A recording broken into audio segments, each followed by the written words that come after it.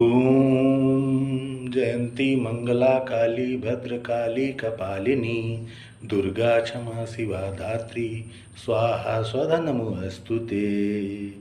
ॐ दुम दुर्गाय नमः। जय माता दी।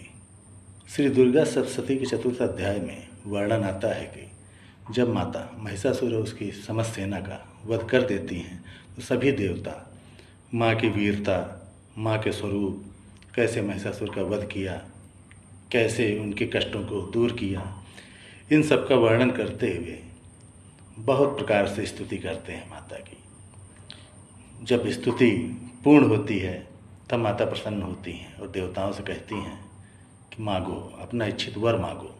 तब देवता कहते हैं कि जब भी हम सभी या जगत के प्राणी किसी समस्या से ग्रस्त होते हैं और वो आपको याद करते हैं तो आप उपस्थित होंगी और हमारी समस्याओं का, उनकी समस्याओं का निदान करेंगी, यह वचन दीजिए।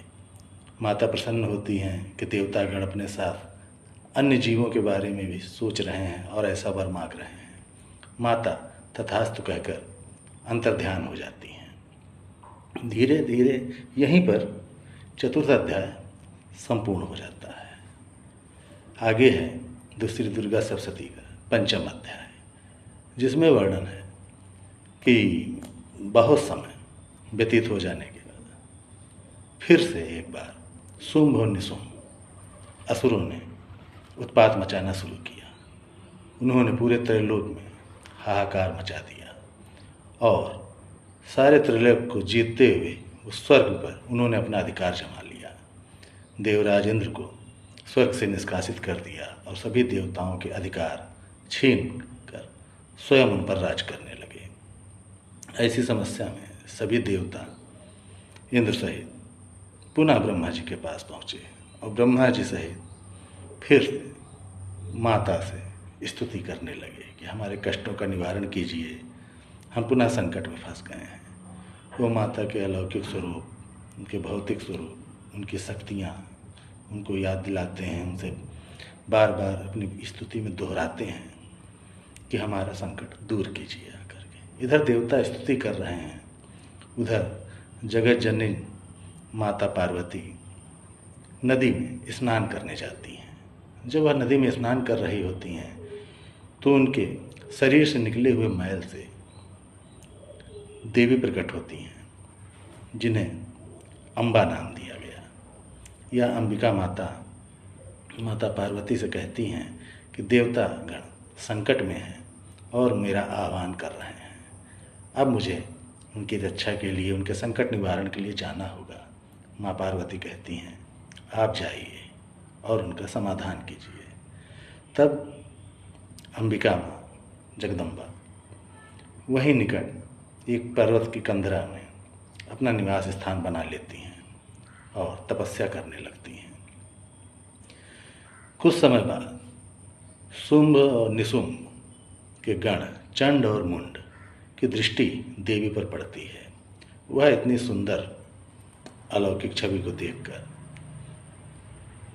चलते हैं वापस और अपने महाराज शुंभ और निशुंभ को बताते हैं कि आपने सृष्टि के समस्त अलौकिक वस्तुओं का उपभोग कर लिया है, इंद्र का सिंहासन ले लिया है, ऐरावत ले लिया है, समुद्र से मंथन से निकले उच्चश्रवा घोड़े को प्राप्त कर लिया है, कभी न मैले होने वाले वस्त्रों को धारण कर लिया है, किसी से पराजित न होने वाले अस्त्र शस्त्रों को पा लिया है।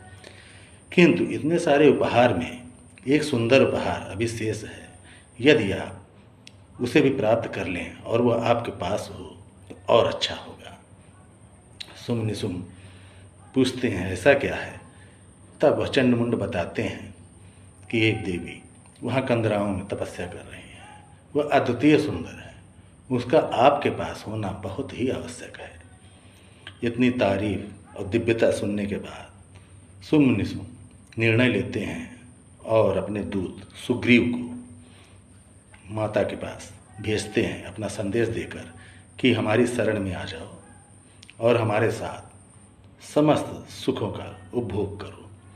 सुग्रीव जाकर यह बात माता से बताता है कि मैं इनका दूत हूँ और हमारे महाराज शुंभ और निशुंभ ऐसा चाहते हैं कि आप उनके पास चलें और समस्त प्रकार के सुखों का उपभोग करें।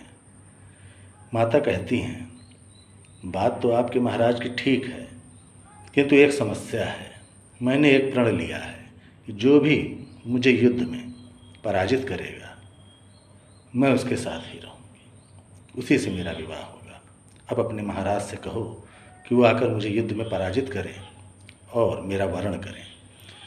सुग्रीव दूत कहता है, ऐसा आपके लिए सोचना भी बेकार है, क्योंकि जिसने पूरे त्रिलोक को जीत लिया है उससे कोई भी देवता या किसी भी कोई दूसरा जीव युद्ध नहीं कर सकता है, उससे तुम क्या युद्ध करोगी। देवी कहती हैं, बात तुम्हारी सही है, किंतु मेरा निर्णय यही है कि जो मुझे युद्ध में हराएगा मैं उससे विवाह करूंगी, वरण करूंगी। जाओ अपने महाराज से कह दो, जैसी उनकी इच्छा होगी वह निर्णय लेंगे। इसी के साथ श्री दुर्गा सप्तशती का 5वां अध्याय समाप्त होता है। ओम तुम दुर्गाय नमः।